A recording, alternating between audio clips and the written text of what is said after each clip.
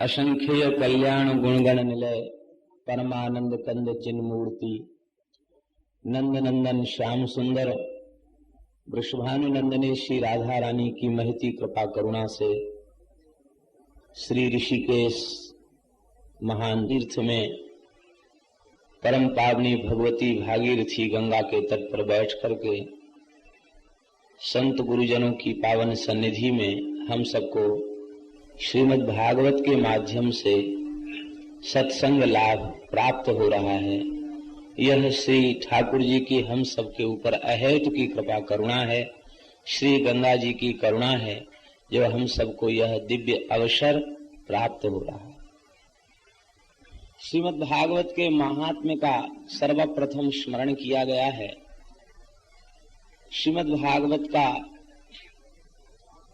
दो पुराणों में विशिष्ट महात्म्य है, एक तो स्कंद पुराण और दूसरा पद्म पुराण।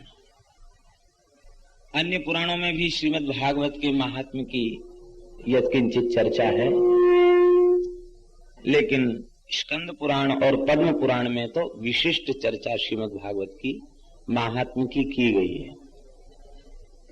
एक जिज्ञासा प्रायः चित्त में होती है। श्रीमद् भागवत के प्रथम स्कंध में यह निरूपण है, व्यास जी को 17 पुराणों की रचना करने के बाद भी, महाभारत को प्रकट करने के बाद भी संतोष नहीं हो रहा था। तब श्री देवर्षि नारद जी की प्रेरणा से विशुद्ध भागवत धर्म को प्रकट करने वाले इस दिव्य ग्रंथ श्रीमद् भागवत को प्रकट किया गया। तात्पर्य व्यास जी की अंतिम कृति श्रीमद् भागवत है, तो पूर्ववर्ती पुराणों में इसके महात्म्य की चर्चा कैसे आ गई? पूर्ववर्ती पुराणों में इसका महात्म्य कैसे आ गया? जब पहले ग्रंथ ही नहीं था, फिर उसके महात्म्य की चर्चा कैसे आ गई? इसका तात्पर्य है कि श्रीमद् भागवत नित्य पुराण है, क्योंकि साक्षात श्री कृष्ण का वांग्मय स्वरूप है, शब्दमय स्वरूप है। जैसे भगवान सनातन है, ऐसे ही यह भगवत स्वरूप पुराण भी सनातन पुराण है। वेद नित्य सिद्ध अनादि अपौरुषेय है। फिर भी वेद के मंत्रों के अलग अलग ऋषि, संहिताओं के अलग अलग ऋषि प्राप्त होते हैं, तो क्या वे मंत्र, वे संहिताएं उन ऋषियों के द्वारा बनाई गई हैं? नहीं। सर्वप्रथम जो मंत्र, जो संहिता जिस ऋषि के अंतःकरण में, तपःपूत अंतःकरण में प्रकट भई, वे ऋषि उसके आचार्य कहे गए। ऐसे ही श्रीमद् भागवत नित्य पुराण है, और यह नित्य पुराण श्री व्यास जी के अंतःकरण में अपने समग्र रूप में प्रकट हुआ, इसलिए वे इसके स्मर्ता कहे गए, वे इसके आचार्य कहे गए। वस्तुतः पुराण विद्या सनातनी है, और यह नित्य पुराण श्री व्यास जी के अंतःकरण में अपने समग्र रूप में प्रकट हुआ, इसलिए वे इसके स्मर्ता कहे गए, वे इसके आचार्य कहे गए। वस्तुतः पुराण विद्या सनातनी है। व्यास जी के माध्यम से वह प्रकट होता है। जब जब कालक्रम से लुप्त हो जाता है, तो व्यास जी के माध्यम से वह प्रकट होता है। व्यास जी का दुखित होना और श्री नारद जी का शुभागमन होना, यह केवल श्रीमद् भागवत की दिव्य जो आचार्य परंपरा है, उस परंपरा की सुरक्षा के लिए ही यह लीला घटित हुई।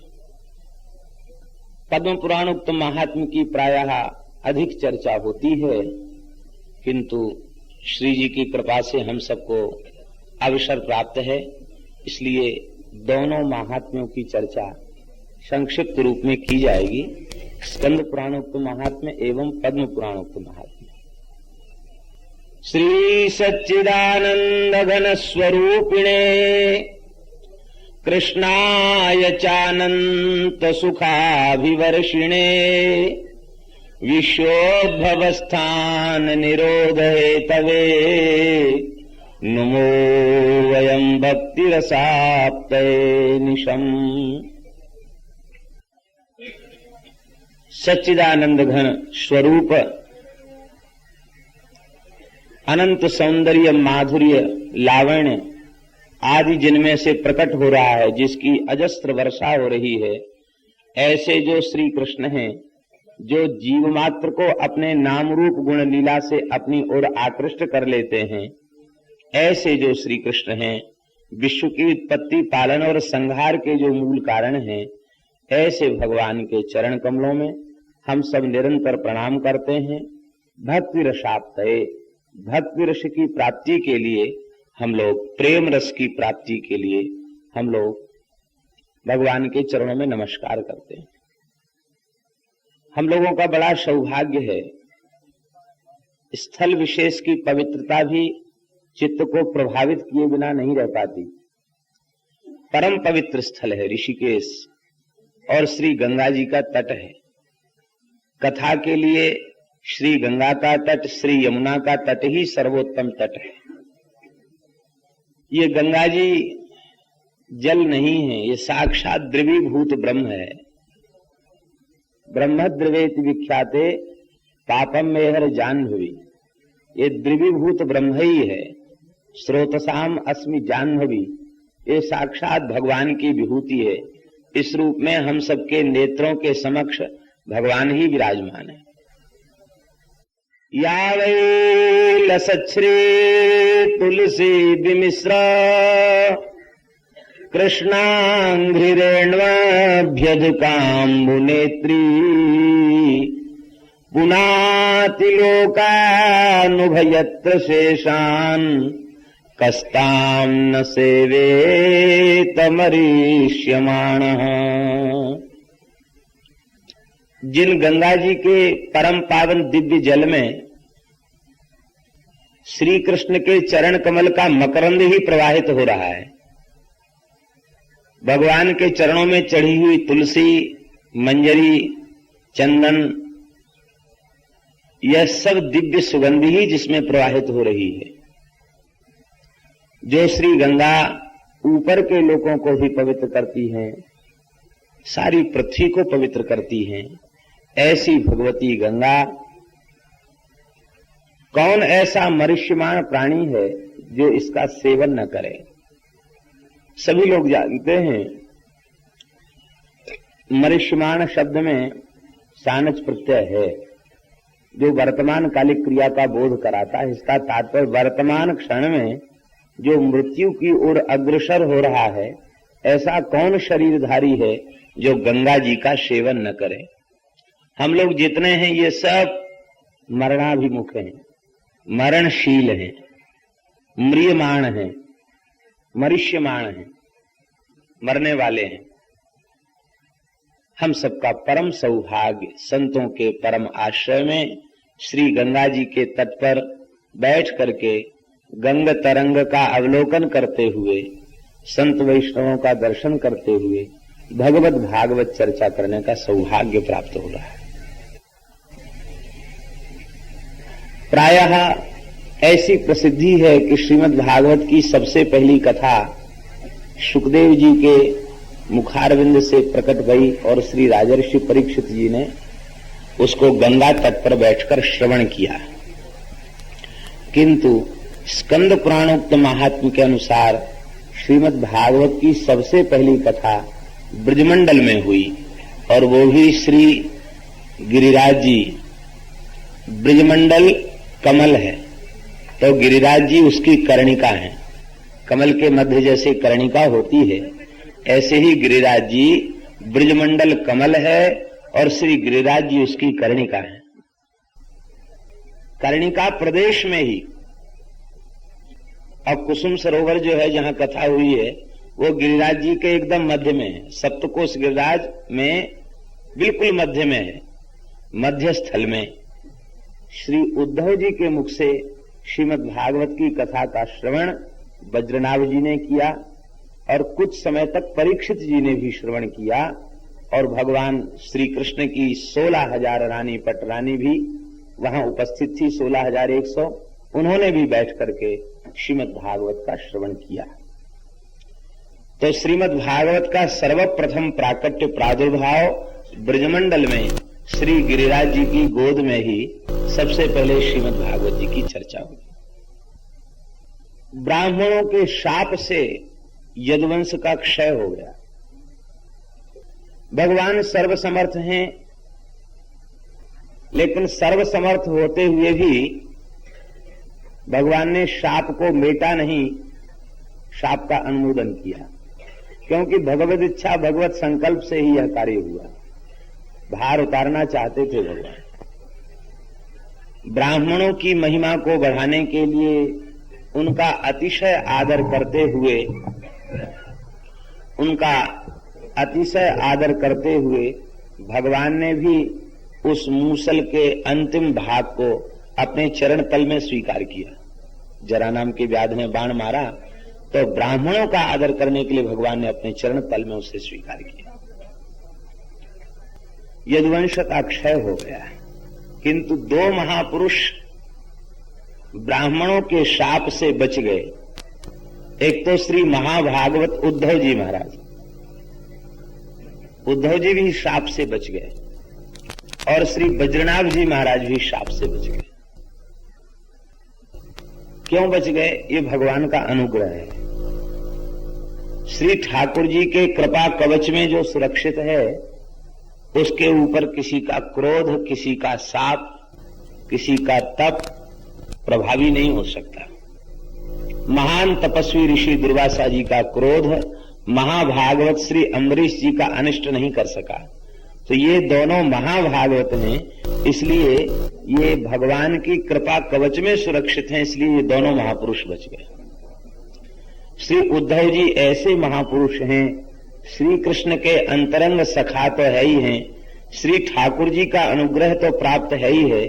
श्री ठाकुर जी ने इनको ब्रजभूमि में भेजा और कई महीनों तक गोपियों का सत्संग इन्होंने प्राप्त किया। उवास कतिचिन मासान, कई महीने तक ब्रज में रहे और श्री जी का दर्शन किया, ब्रज गोपियों का दर्शन किया, उनकी वाणी से श्री कृष्ण की लीला कथा की चर्चा का श्रवण किया और ब्रज के गांव-गांव में विचरण करके वहां की रज को अपनी मस्तक पर धारण किया। तो केवल ठाकुर जी की कृपा प्राप्त नहीं है उद्धव जी, श्री जी की कृपा भी प्राप्त है, समस्त ब्रज गोपियों की कृपा भी श्री उद्धव जी को प्राप्त है। और भागवत में स्पष्ट भी है एकादश में कि उद्धव हमसे अणुमात्र भी कम नहीं है, इसलिए ये इस पृथ्वी पर रहें, इनके रहने पर वैष्णवों को हमारे अभाव की अनुभूति नहीं होगी। इतना भगवान का प्रेम उद्धव जी के प्रति। और श्री बज्रनाभ जी महाराज, इन्हें श्री कृष्ण की कृपा तो प्राप्त है ही है, ये श्री ठाकुर जी के चरण कमल में चिन्हित जो वज्र चिन्ह है, उस वज्र चिन्ह के ही अवतार हैं श्री बज्रनाभ जी। और इनकी माता ने कुरुक्षेत्र में ग्रहण के काल में मिलन के पश्चात जब समस्त ब्रजवासी द्वारिका पधारे हैं, तो उस काल में इनकी माता ने श्री जी की, श्री राधा रानी की विशेष रूप में सेवा की। इस सेवा से लाडली जी प्रसन्न हो गई। ये तो करुणामयी हैं, करुणा प्रकट हो गई और कहा, बहू रानी, तुम्हारे गर्भ में इस समय जो बालक है वो ब्रजमंडल का राजा होगा, हमारे विलुप्त लीला क्षेत्रों को यह पुनः प्रकट करेगा, ब्राह्मणों का शाप इस पर प्रभावी नहीं होगा। तो श्री जी की कृपा से गर्भ में ही इनकी सुरक्षा हो गई। उसके बहुत बाद ब्राह्मणों का शाप यदुवंश के क्षय का लगा है, लेकिन श्री जी के अनुग्रह से बज्रनाभ जी गर्भ में ही सुरक्षित हो गए। वे श्री बज्रनाभ जी भगवान की लीला संवरण के पश्चात ब्रज में आए और परीक्षित महाराज इनके संबंध में पितृव्य लगते हैं, चाचा लगते हैं और ये भतीजे लगते हैं। तो चाचा जी के सहयोग से वे हस्तिनापुर से ब्रज में आए और ब्रज में उन्होंने देखा कि यहाँ एकदम निर्जन हो चुका है, यहाँ कोई जीव जंतु भी यहाँ नहीं है। तो बहुत आश्चर्य हुआ कि ये सब कहाँ चले गए। भगवान के लीला संवरण के पश्चात ब्रज में चींटी भी जीवित नहीं रही। क्योंकि सबके प्राण श्री कृष्ण में अटके हुए थे। जब तक ठाकुर जी की लीला पृथ्वी पर प्रकट है तब तक ब्रजवासी ब्रजमंडल में थे। अब जब श्री कृष्ण ही उन्होंने अपनी लीला का संवरण कर लिया तो अब हम रहकर क्या करेंगे। दर्शन की आशा में प्राण टिके हुए थे। उन समस्त ब्रजवासियों ने जो नित्य लीला के परिकर से ही प्रकट हुए थे, और जब भगवान ने अपनी व्यावहारिकी लीला का संवरण कर लिया, नित्य लीला में प्रवेश कर लिया, तो बस ब्रजवासी भी भगवान की नित्य लीला में प्रविष्ट हो गए। यह नित्य लीला का धाम ब्रजमंडल है। यहाँ नित्य निरंतर श्री ठाकुर जी की लीला हो रही है, यही वे सब प्रविष्ट हो गए। तो दोनों को बड़ा आश्चर्य हुआ कि ये सब ब्रज निर्जन कैसे हो गया। चलें यहाँ किसी से पूछें। तो वहां यमुना के तट पर एक कुटी में एक महात्मा का दर्शन हुआ। ये महात्मा कौन है? ये महात्मा है श्री महर्षि शांडिल्य। ये श्री नंद बाबा के कुल पुरोहित हैं। श्री वृषभान जी के कुल पुरोहित हैं महर्षि भागुरी,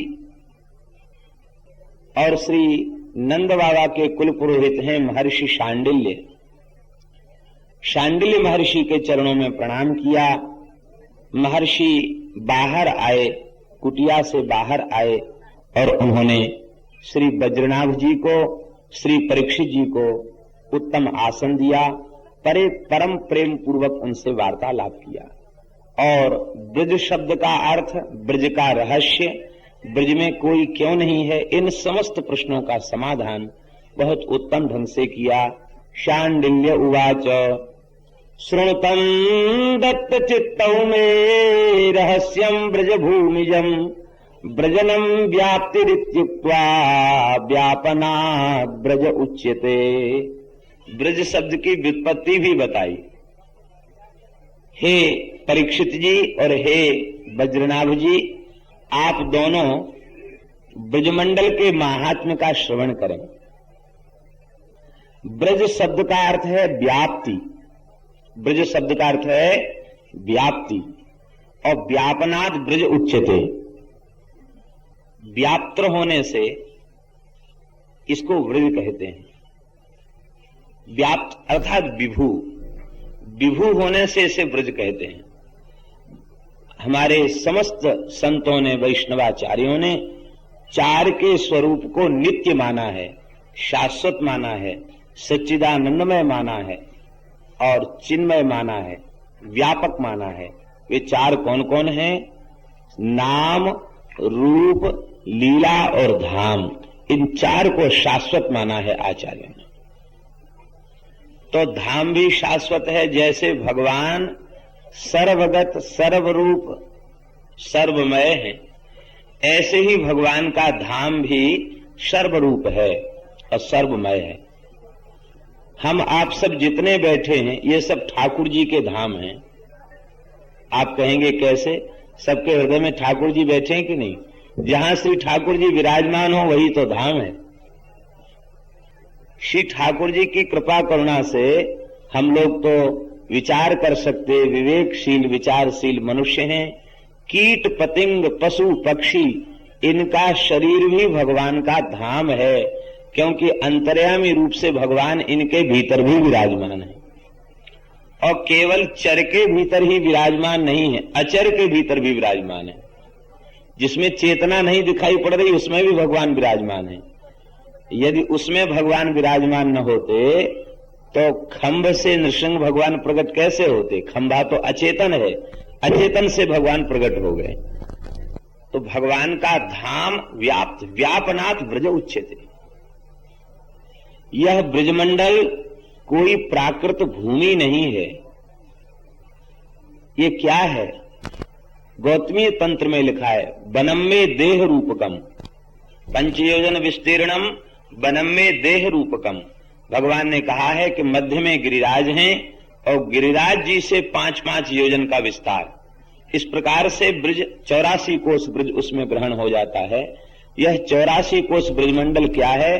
कहते मैं देह रूपकम वनम एवं, यह हमारा स्वरूप ही है, हमारा श्री विग्रह ही है। भगवान का श्री अंग ही ब्रजभूमि है, दूसरा कुछ भी नहीं। गुणातीत परब्रह्म जो श्री कृष्ण है वही ब्रज है, अर्थात जो ब्रज है वही श्री कृष्ण है और जो श्री कृष्ण है वही ब्रज है। ब्रज और श्री कृष्ण में भेद नहीं है। गुणातीतम परम ब्रह्म व्यापकम ब्रज उच्यते सदानंदम परम ज्योति मुक्तानाम पदमव्ययम। ऐसे ब्रज में श्री कृष्ण लीला विलास करते हैं।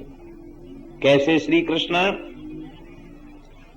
उनका एक विशेषण दिया गया, सदानंदांग विग्रह।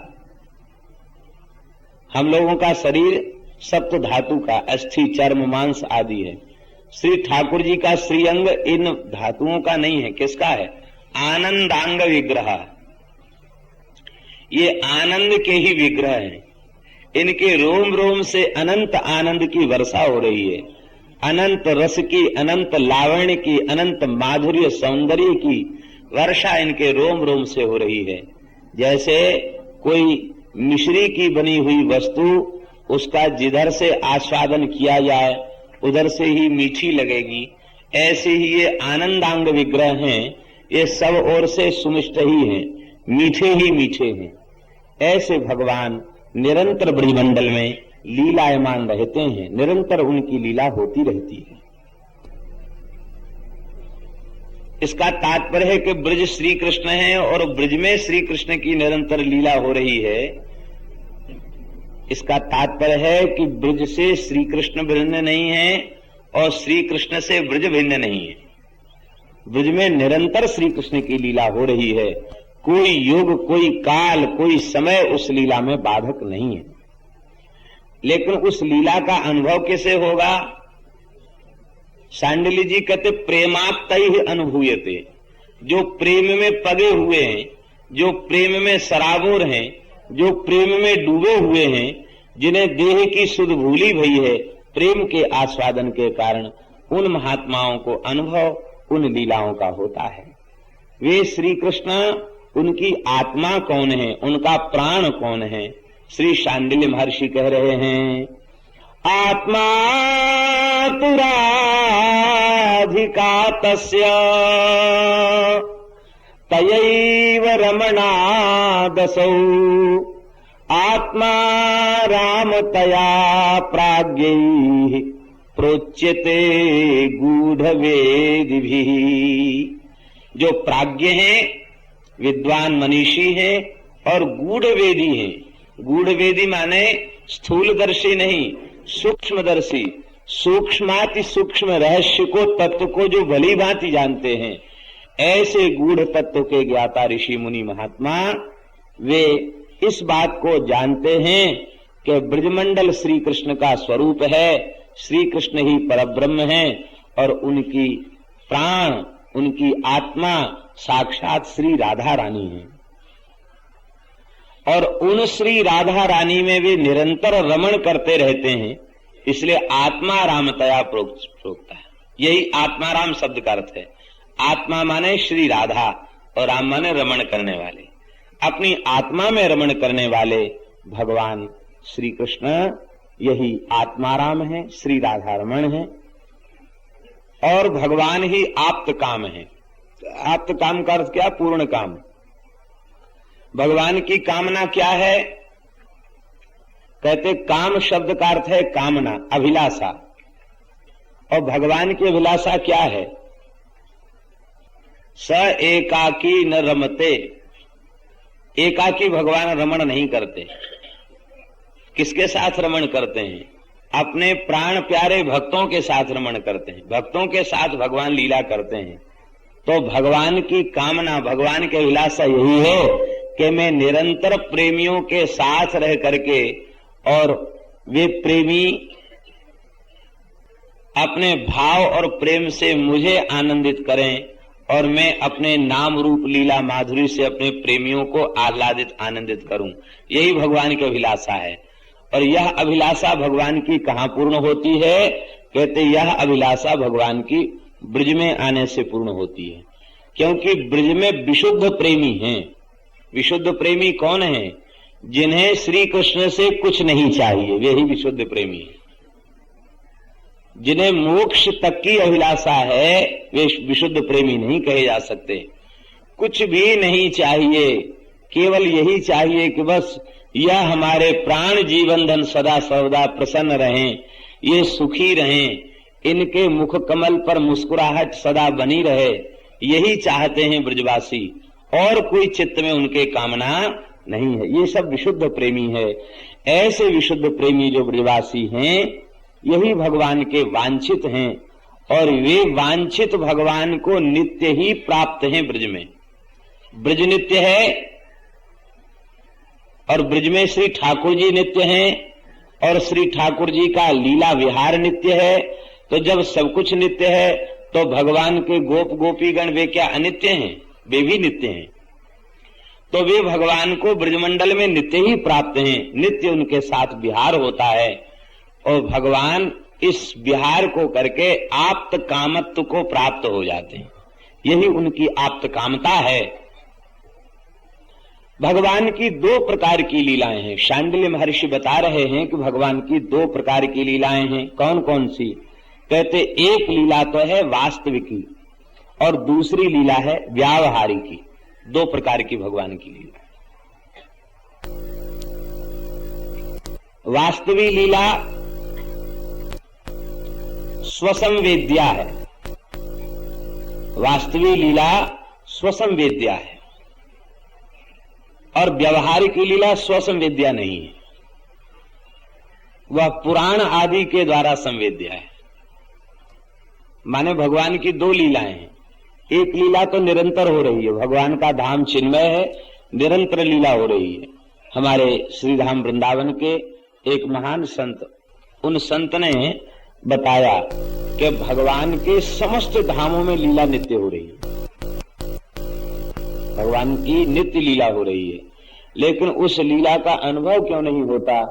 कहते उस लीला का अनुभव इसलिए नहीं होता क्योंकि माया का पर्दा पड़ा हुआ है। ये पर्दा हट जाए तो लीला का अनुभव होने लग जाए। तो स्वसंवेद्या जो वास्तविकी लीला है, उस वास्तविकी लीला को अपने परिश्रम से, अपने पुरुषार्थ से, अपने साधन के बल से नहीं जाना जा सकता। उसे कृपा के बल पर ही जाना जा सकता है, आचार्य के अनुग्रह से ही उसे जाना जा सकता है, श्री जी की विशिष्ट कृपा करुणा से ही उसे जाना जा सकता है। अपने साधन के बल पर उस लीला में प्रवेश नहीं मिल सकता, और न उस लीला का आस्वादन संभव है। हमारे श्रीधाम वृंदावन में श्री हरिराम व्यास जी महाराज के सबसे छोटे पुत्र श्री किशोरदास जी महाराज स्वामी जी की शरण में गए, और स्वामी जी ने उनको बिहारी जी के लिए जल सेवा का आदेश दिया, और श्री यमुना जी से जल भरने गई थे कि बस आचार्य चरण की कृपा भई कि दिव्य वृंदावन प्रकट हो गया, और दिव्य वृंदावन के प्रकट होते ही महारास प्रकट हो गया, और रास का दर्शन होते ही श्री किशोरदास जी महाराज के भीतर वाणी प्रकट हो गई, और वे प्रेम में विह्वल होकर के गाने लगे, लाल लटकंता यौवन मंता खेलत रास अनंता, यमुना तीर धीर युवतिन की मध्य राधिका कंता, लाल लटकंता यौवन मंता खेलत रास अनंता। इस नवीन सखी का सहचरी का पद श्री प्रिया जी को, ठाकुर जी को इतना भाया कि आदेश दिया कि इस पद को अंकित कर लो, और नित्य विहार में इसका गायन स्वयं श्री जी ठाकुर जी सहचरियां कर रही थी। तो रसिकों को बड़ा आश्चर्य हुआ कि ये कौन सी सहचरी है जिसके पद को प्रिया जी गा रही है, ये कौन सी सहचरी है? तो स्वामी जी से पूछा तो स्वामी जी ने कहा, ये आप सबको ही लाडलो किशोरदास है। इसका तात्पर्य है कि वह वास्तविकी लीला जिसे नित्य लीला कहा गया, वह स्वसंवेद्या नहीं है।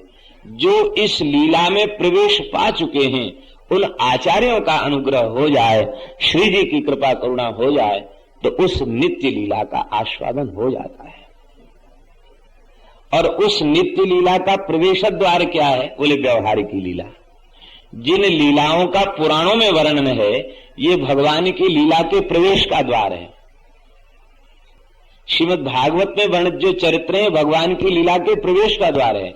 इनके श्रवण किए बिना चित्त में वह तन्मयता प्राप्त नहीं हो सकती जो तन्मयता भगवान की नित्य लीला के आस्वादन के लिए परमावश्यक है। जब शरीर और संसार की सुध बुध भूल जाएगी, प्रेम में हमारा चित्त सर्वथा डूब जाएगा, उसमें भगवान की उस स्वसंवेद्या नित्य लीला का स्वतः स्फुरण हो जाएगा, उसका अनुभव प्रकट होने लग जाएगा।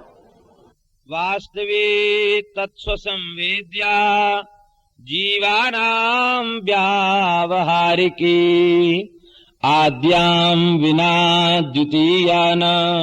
द्वितीयानाद्यगा क्वचित। ये बहुत रहस्यपूर्ण बात है श्री शांडिल्य महर्षि की। कहते सामान्य जीव उनका अधिकार व्यावहारिकी लीला में है।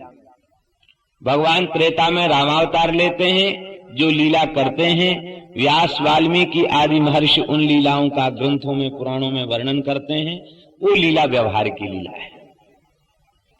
और हम सब जीवों का अधिकार उसी लीला में है।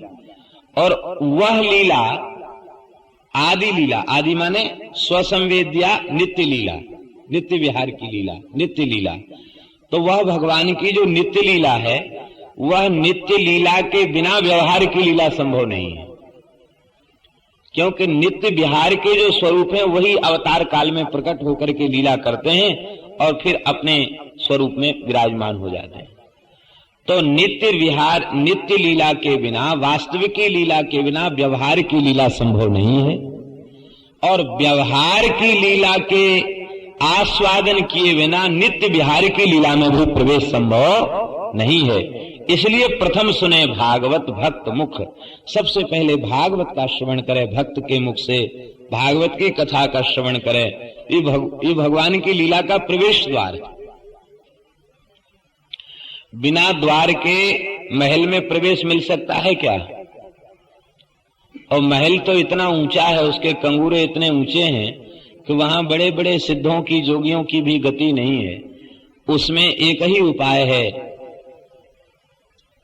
उस महल का प्रवेश द्वार मिल जाए। यह प्रवेश द्वार है श्रीमद् भागवत की कथा, व्यवहार की कथा।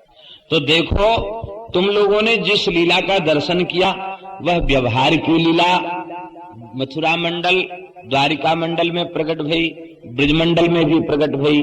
लेकिन वह लीला जहां से प्रकट भई वो तत्व कहां छिपा है? तो हे वज्रनाभ और हे परीक्षित, वह तत्व श्री ब्रजमंडल में छिपा हुआ है। वह तत्व ब्रजमंडल में छिपा है। आज भी ब्रजमंडल में वह लीलाएं हो रही हैं। लेकिन किसे वह लीला का अनुभव होता है? कहते जिनके हृदय सर्वथा प्रेम से परिपूर्ण हैं, उन प्रेमियों को इन लीलाओं का अनुभव होता है। अब तो यह सुनकर के वज्रनाभ जी को बहुत आनंद हुआ, परीक्षित जी को भी बहुत आनंद हुआ। और श्री शांडिल्य महर्षि के सहयोग से आपने संपूर्ण ब्रजमंडल की यात्रा की। जहां जहां भगवान की जो जो लीलाएं भई थीं, उन लीला स्थलों को पुनः प्रकट किया। कुंड, सरोवर, कूप आदि का निर्माण कराया और मंदिरों का निर्माण कराया। कहां कहां बसावट श्री वज्रनाभ जी ने सबसे पहले की, श्री सुखदेव जी वर्णन, श्री शांडिल्य महर्षि वर्णन कर रहे हैं। गोवर्धने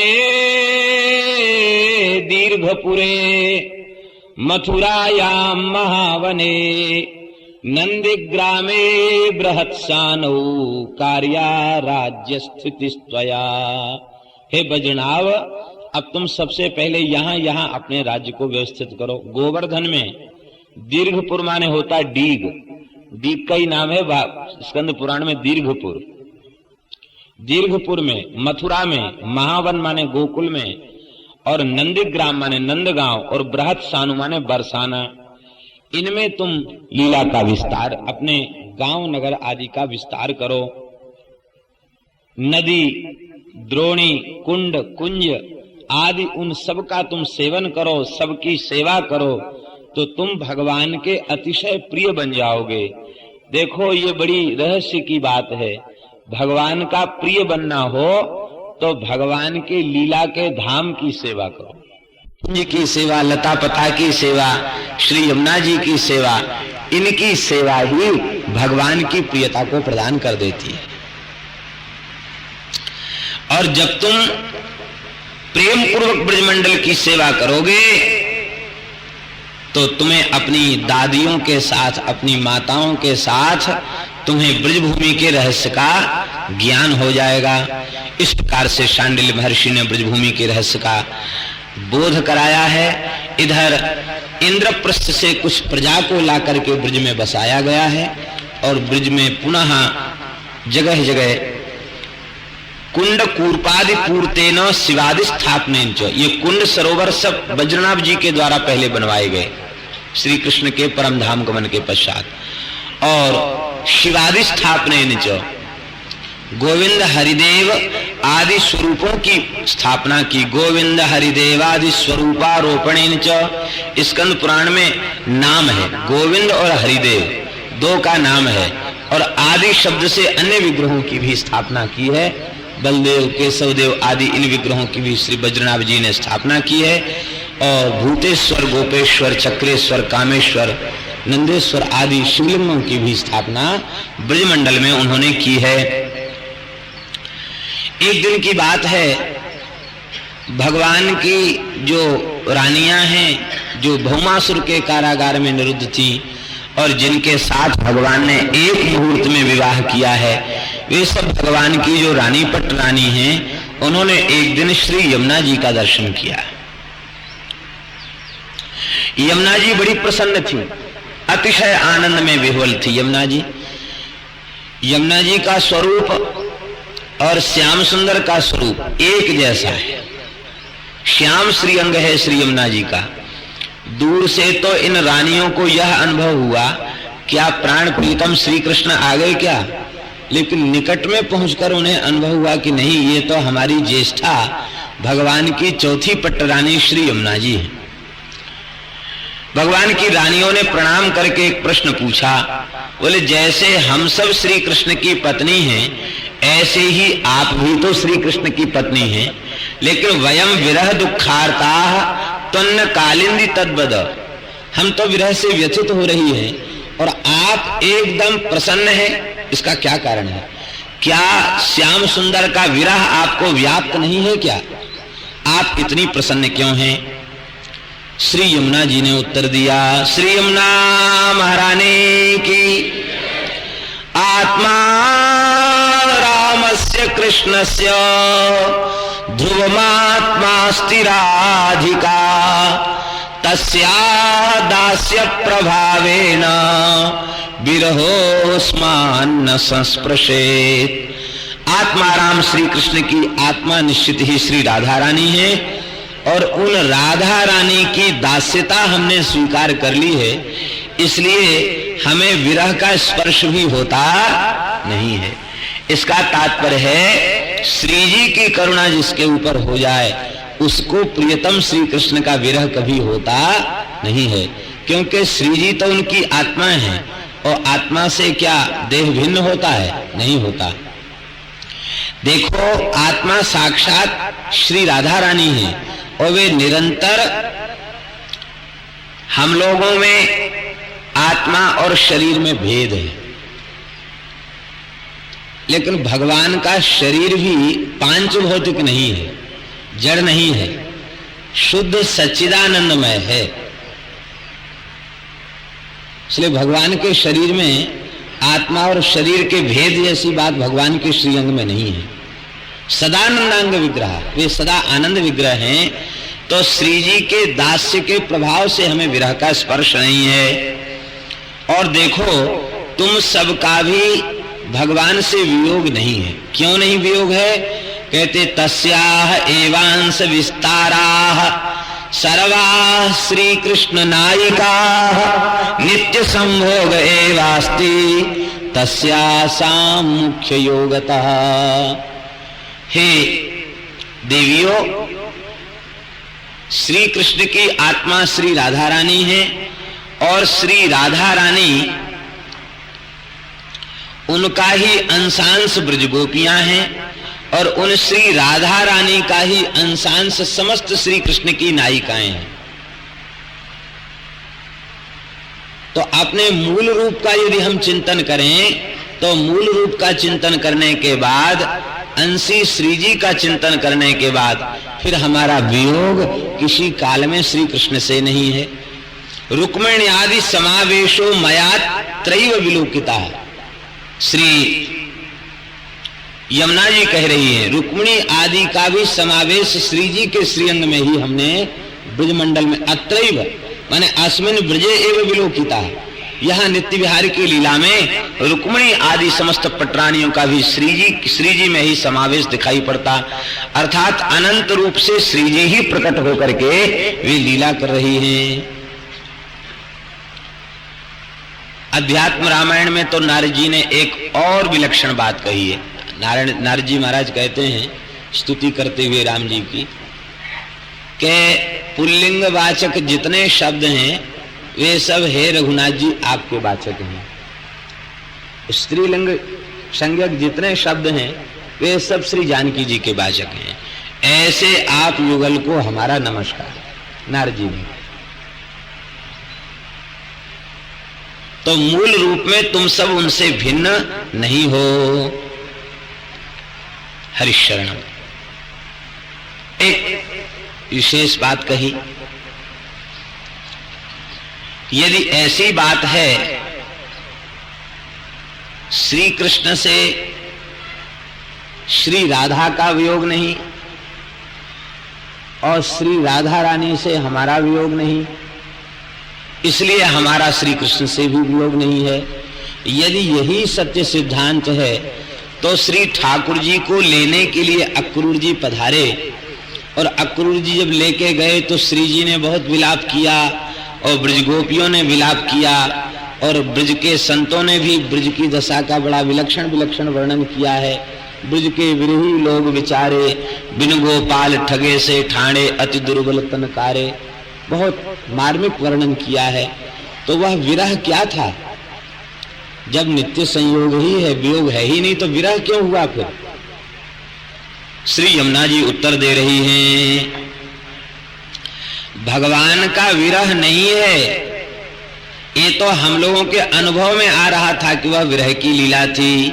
विरहाभास एवासीत उद्धवेन समाहितः। वो विरह नहीं था, विरहाभास था, विरह नहीं था। क्योंकि श्री कृष्ण ब्रज के बाहर जाते नहीं, वहां नित्य लीला होती है, तो विरह कहां से आया? विरह नहीं था। तब क्या था? कहते विरह का आभास था। आप लोग कहेंगे विरहाभास भी क्यों था?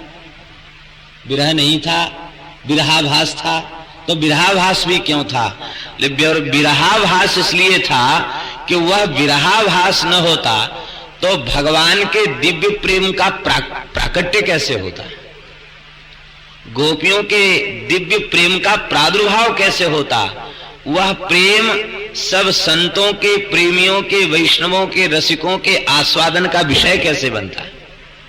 वंदे नंद ब्रज स्त्रीणाम पाद रेणुम अभिक्षसः यासाम हरिकथोद्गीतम पुनाति भुवनत्रयम्। तो यदि वो विरहाभास वाली लीला न होती तो त्रिभुवन को पवित्र करने वाले गोपियों के पवित्र प्रेम से सने हुए उद्गार कैसे प्रकट होते, भगवान की लीला कैसे प्रकट होती, और उस सबको कह सुन करके हम कैसे उसका आस्वादन करते। श्री भरत जी की कोटि के जो प्रेमी हैं उनसे क्या श्री रघुनाथ जी का वियोग है? लेकिन नहीं, यदि वह लीला प्रकट न होती तो प्रेम का स्वरूप क्या है इसको कौन जानता?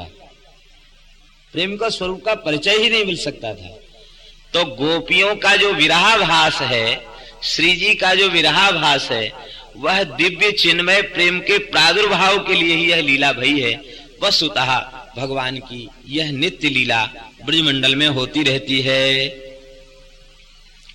अब तो भगवान की जो पत्नियां हैं वे अतिशय प्रसन्न हो गईं और उन्होंने कहा कि उद्धव जी ने समाधान किया था और देखो अब आप कृपा करके ऐसी कृपा करुणा करें कि हम भी उद्धव जी की वाणी से श्री कृष्ण का चरित्र सुनकर उनके स्वरूप को जान जाएं, श्री जी के स्वरूप को जान जाएं, ब्रजमंडल की वास्तविक महिमा को जान जाएं और हमें भी ऐसी कृपा प्रदान कराइए कि हमारा भी वियोग कभी फिर श्याम सुंदर से न हो, अपने पति से हमारा कभी वियोग न हो। उद्धव जी कृपा करके सुनावे तब संभव है। भागवत का श्रवण करो तो तुम सबका भगवान की नित्य लीला में प्रवेश हो जाएगा और जब नित्य लीला में प्रवेश हो जाएगा तो फिर कभी विरह होगा नहीं, फिर कभी वियोग होगा नहीं। अब उद्धव जी को भगवान ने भागवत का ज्ञान दिया। उद्धव जी तो चले गए हैं बद्री नारायण में। हम लोग ठीक बद्री नारायण भगवान के सन्मुख विराजमान हैं। यह उत्तर दिशा है और इसी दिशा में श्री बद्री नारायण भगवान विराजमान हैं और उसी दिशा से श्री गंगा जी इधर आ रही हैं। भगवान के दास तो भगवान के सन्मुख विराजमान है। आप सब लोग भगवान बद्री नारायण की अंक में विराजमान हैं। यही भाव है इस तट पर यहां बैठने का। हरिशरणम। उद्धव जी का कैसे आवाहन हो? यमुना जी ने कहा कि भगवान जैसे नित्य हैं ऐसे ही भगवत प्राप्त भक्त भी नित्य ही होते हैं। भगवान ने तो स्पष्ट कहा न मे भक्तः प्रणश्यति, भक्त भी नित्य होता है। भगवान व्याप्त है, भक्त भी व्याप्त है। वे ब्रज के बाहर नहीं है उद्धव जी, यही उनको पुकारो वे प्रकट हो जाएंगे। वैष्णव का प्राण भगवान नाम है। नाम जहां प्रकट होगा वहां वैष्णव आह्लाद पूर्वक वहां दौड़े भय चले जाएंगे। ये नाम की महिमा है, नाम का आकर्षण। तो सब लोग गिरिराज जी की सन्निधि में चलकर भगवान नाम संकीर्तन करें, श्री उद्धव जी पधारेंगे। यमुना जी ने कहा हमें विश्वास है उद्धव जी प्रकट होकर दर्शन देंगे। अब तो 16,100 रानियां, वज्रनाभ जी, परीक्षित जी महाराज, समस्त ब्रजवासी गिरिराज जी के निकट पहुंचे। कहां? गोवर्धन गिरि निकटे सखी स्थले तद रजः कामः तत्रत्यांकुरवल्ली रूपेणास्ते स उद्धवो नूनम। आर्याचंद है। गोवर्धन गिरि निकटे, श्री गिरिराज जी के निकट सखी स्थल, जिसको कुसुमा सखी के नाम से कुसुम सरोवर है और सखी वन है। ये कुसुमा सखी कौन है? श्री जी का ही नाम यहां कुसुमा है, अन्य कोई कुसुमा नाम की सखी नहीं है। श्री जी का ही नाम यहां कुसुमा है। इस कुसुमवन विहारिणी श्री राधा रानी ही कुसुमा है और श्याम सुंदर अपने पीतांबर में पुष्पों का चयन करके श्री जी का श्रृंगार करते हैं इस वन में, इसलिए इस वन का नाम सखी वन है। कुसुमा वन, सखी वन, सखी स्थल कहा गया। यहां आज भी लता पता के रूप में श्री उद्धव जी विराजमान हैं, क्योंकि उद्धव जी ने ब्रजवास लता के रूप में ब्रजवास करने की कामना उद्धव जी ने की है। अब तो समस्त ब्रजवासी पहुंचे हैं। वीणा वेणु मृदंगई कीर्तन काव्यादि सरस संगीतै उत्सव आरद्धव्यो हरि रतलोकान समानाय। अब तो उत्सव के लिए सब लोग वहां पहुंचे और वेणु मृदंग आदि वाद्य बजा करके भगवान नाम संकीर्तन करने लग गए। श्री कृष्ण गोविंद हरे मुरारे, हे नाथ नारायण वासुदेव।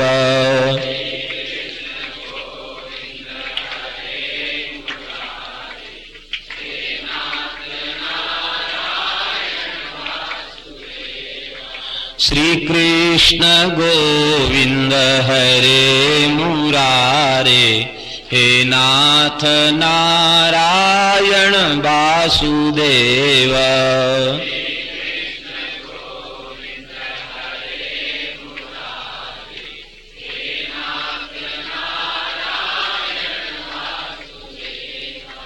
हे नाथ नारायण वासुदेव, हे नाथ नारायण वासुदेव।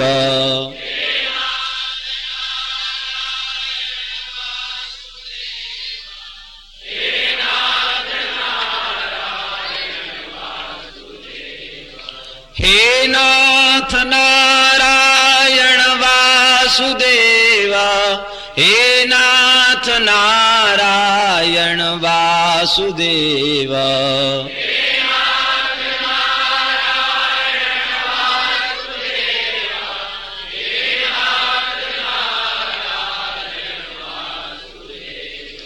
श्री कृष्ण गोविंद हरे मुरारे, हे नाथ नारायण वासुदेव।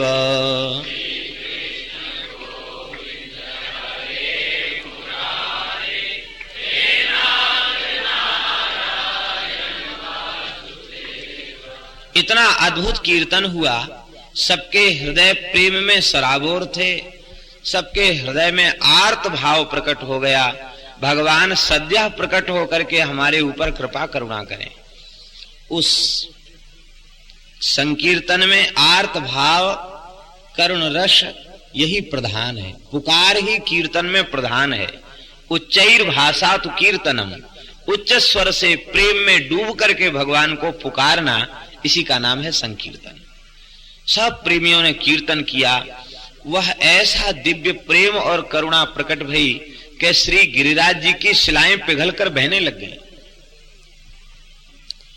दिव्य जलधारा के मध्य से, लता पता के मध्य से उद्धव जी प्रकट हो गए। उस तीर्थ का नाम है श्री उद्धव कुंड। उद्धव जी का प्रादुर्भाव हुआ। कैसे श्री उद्धव जी प्रकट भय हैं? गुंजा मालाधर गायन वल्लवी वल्लभम मुहुः, तदा गमन तोरे जे भ्रसम संकीर्तनोत्सव। गुंजा मालाधारी, पीतांबर धारी, आजानुलंबित भुजा वाले, कमरदल के समान विशाल नेत्रों वाले श्री उद्धव जी भगवान नाम संकीर्तन करते हुए उद्धव जी प्रकट हो गए। उनके प्रकट होते ही संकीर्तन की शोभा अतिशय बढ़ गई। श्री उद्धव जी का सबने पूजन किया। उद्धव जी ने परीक्षित जी को उस समय हृदय से लगाया और हृदय से लगा करके कहा कि राजन, तुम धन्य हो जो श्री कृष्ण संकीर्तन महोत्सव में इतने प्रेम में विह्वल होकर कीर्तन कर रहे हो, तुम धन्य हो। हृदय से उनको लगाया है। और श्रीमद् भागवत की मासिक कथा सुनाई है श्री उद्धव जी ने। 1 महीने में कथा सुनाई है, मासिक पारायण सुनाया है। और उस मासिक पारायण को सुनकर के सबके हृदय में अतिशय आनंद हुआ है। श्रीमद् भागवत के महात्म्य का वर्णन करते हुए श्री उद्धव जी महाराज ने कहा, श्रीमद् भागवतम शास्त्रम यत्र भागवतैर्यदा कीर्त्यते श्रूयते चापि श्री कृष्ण तत्र निश्चितम। भागवतों के द्वारा जहां भागवत की चर्चा होती है, श्री कृष्ण की कथा लीला की चर्चा होती है, निश्चित ही श्री कृष्ण वहां साक्षात विराजते हैं। उद्धव जी कहते इसमें किसी प्रकार का कोई संदेह नहीं। भागवत की कथा जहां होती है वहां साक्षात श्री कृष्ण विराजमान होते हैं। श्री भागवत का एक श्लोक, आधा श्लोक, कहां तक कहें चौथा श्लोक, श्लोक का केवल एक चरण, वह भी जहां पूजित होता है, उसका भी जहां लोग उच्चारण करते हैं, वहां भगवान अपनी समस्त प्रियतमाओं के साथ सदा सर्वदा अखंड रूप से विराजते हैं। श्री जी के साथ, समस्त ब्रजगोपियों के साथ भगवान वहां विराजते हैं।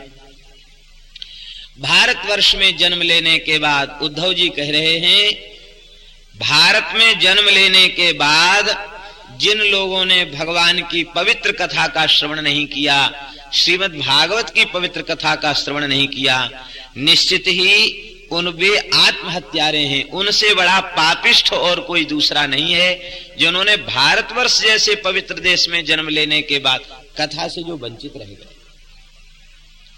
इस दृष्टि से हम लोग स्वर्ग आदि लोकों की अपेक्षा बहुत भाग्यशाली हैं।